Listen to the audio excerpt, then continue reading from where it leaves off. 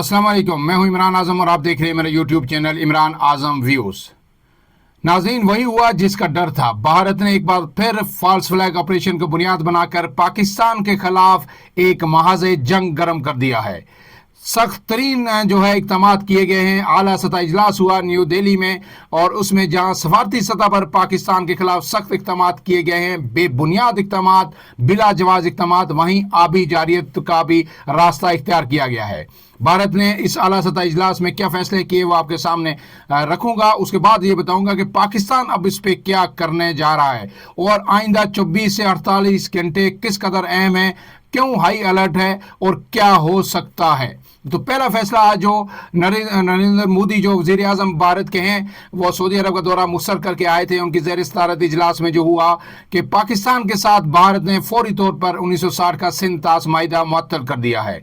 इसके साथ साथ दूसरा आम तरीन फैसला ये हुआ है कि नई दिल्ली में पाकिस्तानी हाई कमीशन को बंद करने का ऐलान कर दिया गया है, और जबकि अटारी चेक पोस्ट और वाघा बॉर्डर भी बंद कर दिया गया है। इसके साथ साथ जो पाकिस्तानी स्वार्थी अमला है या पाकिस्तानी जो शहरी हैं, उन तमाम शहरियों को 48 घंटे के अंदर अंदर जो है मुल्क छोड़ने का, भारत छोड़ने का अल्टीमेटम दे दिया गया है। भारत ने पाकिस्तानी हाई कमीशन जो नई दिल्ली में है उसको तो बंद किया ही है, साथ जो इस्लामाबाद में उनका हाई कमीशन है उसमें भी अपने जो स्टाफ है उसको कहा गया है कि इसे गैर ज़रूरी स्टाफ फौरी तौर पर वापस जो है भारत पहुंचे और अपना स्टाफ यहाँ से कम करने का फैसला किया है।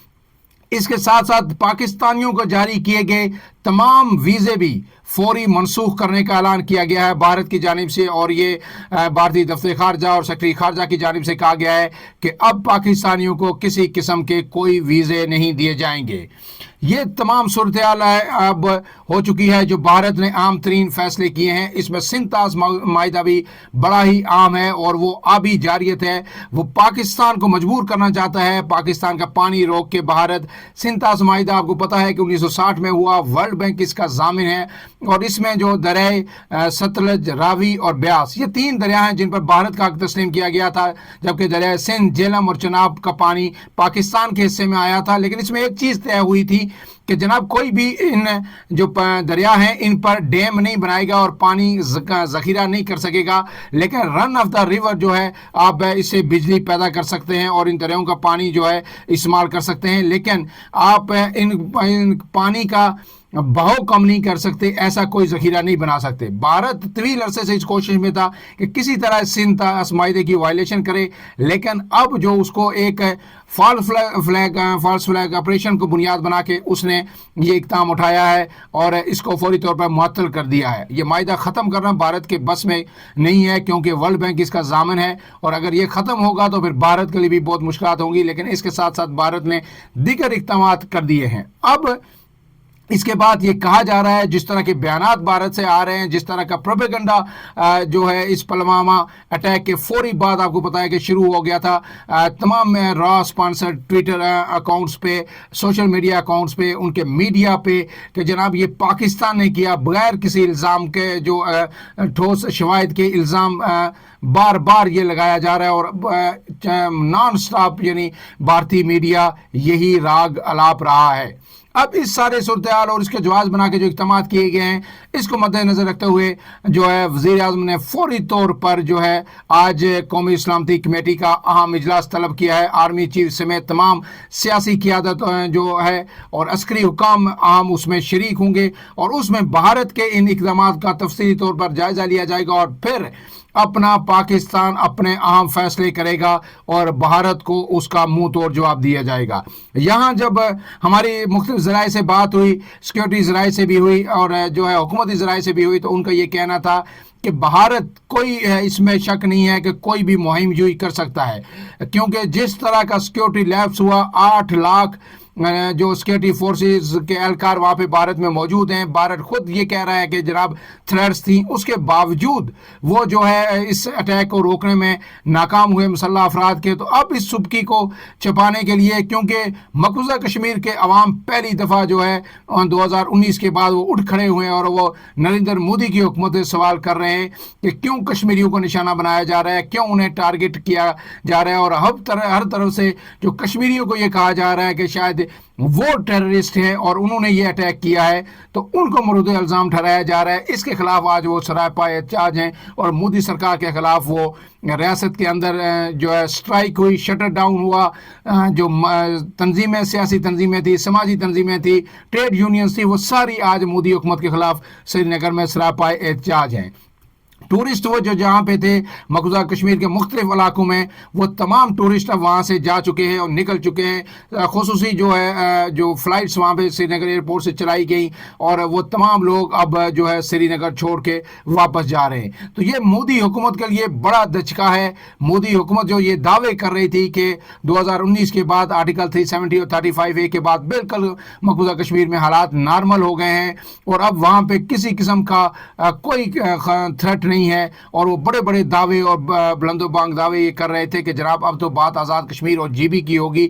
لیکن اب جو ان کا یہ سیکورٹی لیبس سامنے آیا ہے, اس کو بھارت اب چھپا نہیں سکتا. اس کی دو ہی صورتیں ہو سکتی ہیں. بھارت یہ الزام پاکستان پہ لگا رہا ہے جو بے بنیاد ہے, اپنی سیکورٹی نااہلی کو وہ چھپا رہا ہے.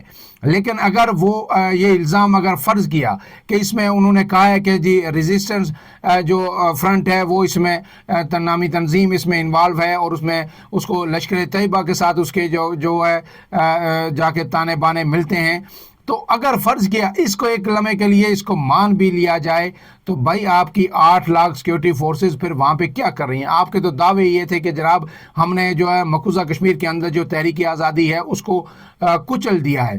اور اگر یہ نہیں ہے, وہیں بھارت کا یہ فالس فلیگ آپریشن ہے, تو پھر بھارت اب جو اپنے ہی لوگوں کے نریندر مودی اپنے ہی لوگوں کے خون کا پیاسا ہو گیا ہے. اس سے پہلے آپ کو میں نے ویلاگ میں بھی بتایا, گزشتہ ویلاگ میں, کہ 2000 مارچ 2000 میں جب بل کلنٹن آئے تھے اس وقت بھی یہی کام کیا گیا تھا اور سکھوں کو مقبوضہ کشمیر کے اندر شہید کیا گیا تھا. 2010 میں جب جارج بش آئے وہی کیا گیا. پھر براک اوباما جب آئے اس وقت بھی یہی کچھ کیا گیا. ہر بار بھارت جو ہے ایک فالس فلیگ آپریشن کرتا ہے, اپنے لوگوں کو مارتا ہے, اس کا الزام پر پاکستان پر لگاتا ہے اور پھر بونڈے طریقے سے جو ہے سفارتی سطح پر پاکستان کو دباؤ میں لانے کی کوشش کرتا ہے. لیکن ہماری جو ذرائع سے بات ہے, انہوں نے کہا کہ بھارت اگر کوئی بھی مہم جوئی کرے گا, جس طرح انہوں نے جو ہے بالا کوٹ کا انسیڈنٹ کیا تھا, تو اس کے بعد جو ان کو آپریشن سوئفٹ ریٹارڈ کی صورت میں 27 فروری 2019 کو جواب ملا تھا, اس سے بھی تگڑا جواب ملے گا. اور بھارت کے لیے اب جو ہے کسی قسم کی کوئی معافی کی گنجائش نہیں ہے. اس وقت جو پاکستانی ایئر فورس کے پائلٹس تھے انہوں نے مقبوضہ کشمیر میں جا کے اہم ٹارگیٹس, بریگیڈ ہیڈ کوارٹر, ہر چیز کو لاک کر کے اس کے بعد صرف وارننگ دے کے چھوڑ دیا تھا اور پھر 2 ابھی نندن سمیت 2 جہازوں کو مار گرایا تھا اور ابھی نندن کو لا کے چائے پلا کے واپس حوالے کیا تھا. لیکن اب کی بار وارننگ نہیں ہوگی, یہ مودی سرکار کو بھی پتا ہے. لیکن مودی سرکار پہ اس وقت جو دباؤ ہے, جو کانگریس اور تمام اپوزیشن جماعتیں اور پورا ملک مودی سرکار کے خلاف اٹھ کے کھڑا ہوا ہے کہ جس نے بھی کیا, اندر سے ہوا باہر سے ہوا, اس کو روکنا آپ کی ذمہ داری تھی. آپ کو اگر پتہ بھی تھا پھر آپ کا کمپلیٹ فیلئر ہے. اب اس سبکی کو مٹانے کے لیے بھارت کوئی بھی حماقت کر سکتا ہے, لیکن جو بھی حماقت کرے گا بھارت کو پتہ ہونا چاہیے اس کا منہ توڑ جواب ملے گا. آئندہ 24 سے 48 گھنٹے انتہائی اہم ہے. پورے پاکستان میں اس وقت جو ہے جو ہمارے ذرائع نے ہمیں بتایا ہے کہ تمام ایئر بیسز پہ ہائی الرٹ کی صورتحال ہے. ایئر بیسز پہ اور پاک فوج سرحدوں پہ اور ملک کے اندر ہائی الرٹ کی پوزیشن میں ہے کہ کیونکہ کسی بھی وقت بھارت کوئی حماقت کر سکتا ہے اور اس کا منہ توڑ جواب دیا جائے گا. لمحہ بہ لمحہ جو ہے اپنے ویلاگز میں اس بدلتی صورتحال سے آپ کو اپڈیٹ رکھوں گا. میرے ساتھ رہیے گا. اگر میرا چینل آپ نے سبسکرائب نہیں کیا تو اسے سبسکرائب کیجئے, بیل آئیکن دبائیے, ویڈیو لائک اور شیئر کیجئے تاکہ آپ کو بر وقت معلومات ملتی رہے. اجازت دیجئے, اللہ حافظ.